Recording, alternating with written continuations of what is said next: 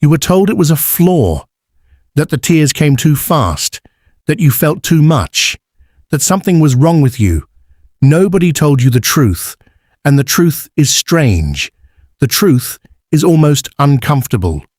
People who cry easily are not the weakest ones in the room. They are quietly the strongest. But the world never figured that out, and neither did you. Most people think crying means breaking, like something cracked inside, like you lost control. But here is what nobody tells you. Control is not always strength. Sometimes control is just fear wearing a mask, fear of being seen, fear of feeling too much, fear of being called weak. So people shut it down. They go numb.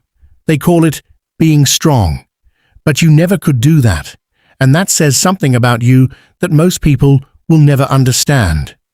Think about what crying actually is. Your body felt something so real, so deep, that words were not enough. That is not weakness. That is emotional power, running at full volume. Most people process feelings slowly. They bury things. They delay things. They carry old pain for years without knowing it. But you process in real time. You feel it. You release it. You move. That is not falling apart. That is your system working exactly as it should. People who cry easily feel more, not just their own pain, everyone's pain. You walk into a room and you already know who is hurting. You can feel it before anyone says a word. A stranger's story on the news hits you like it happened to your family. A sad song opens something in your chest that takes hours to close. You notice things other people miss completely. The small kindness nobody acknowledged.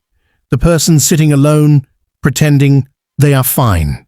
The moment a conversation shifted and something got left unsaid, you catch all of it. You hold all of it. That kind of awareness is rare. Most people spend their whole lives never developing it.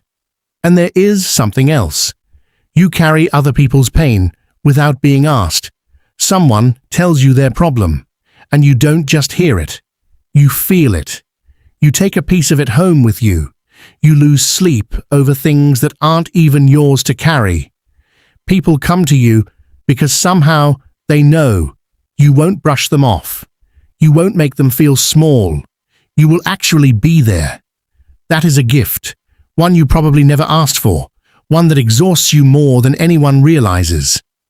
But the world looks at you and sees fragility.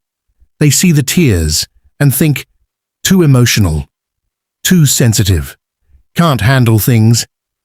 They don't see what it costs to stay open like that, because softness is not the absence of strength. Softness is a choice you make every single day. It is choosing to feel in a world that tells you not to.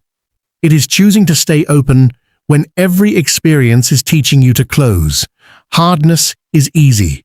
One bad experience can make anyone go cold.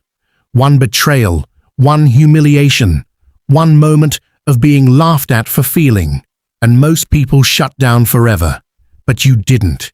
You kept feeling. You kept showing up soft in a world that rewards being hard.